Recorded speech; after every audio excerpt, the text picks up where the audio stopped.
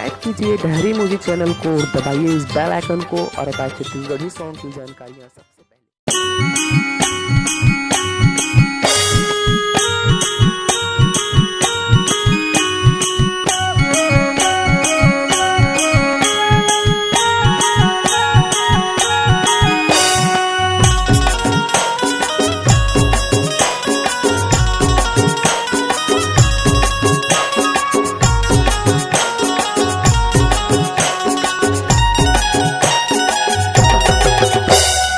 आबे कॉलेज तह 9 बजे वो, दोनों झन मिलबो 10 बजे वो।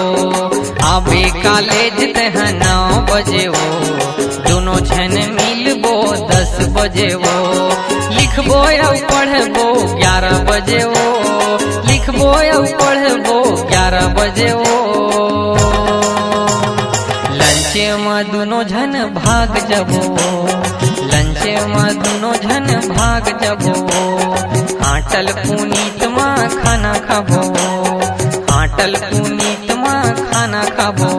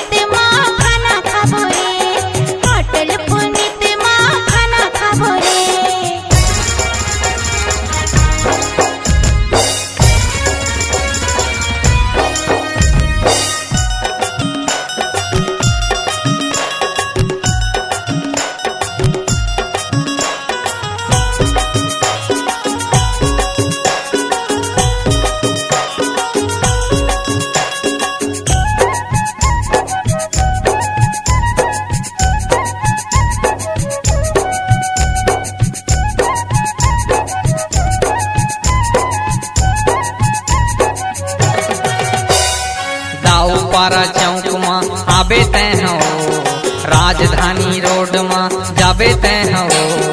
दाऊ पारा चौक में आबे तय हो, राजधानी रोड में जाबे तय हो। सूर्या पान सेंटर में पान खाबो, सूर्या पान सेंटर में पान खाबो। लंच में दोनों झन भाग जबो, लंच में दोनों झन भाग जबो। हाटल पुनीत माँ खाना खाबो, हाटल पुनीत माँ खाना खाबो।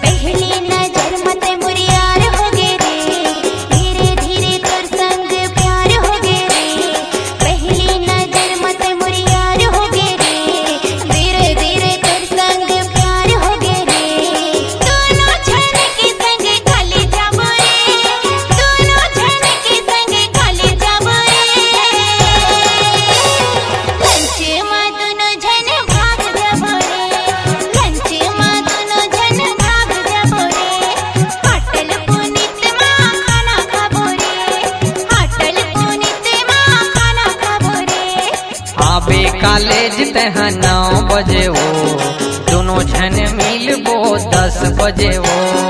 आबे कॉलेज तह 9 बजे वो, दोनों झन मिलबो 10 बजे वो।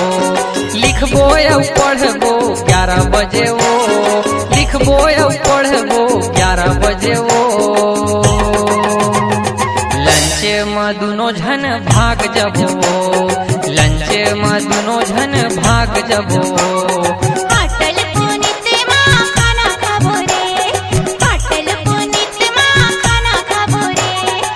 लंच में दुनो झन भाग जबो, आटल पुनीत में खाना खाबो।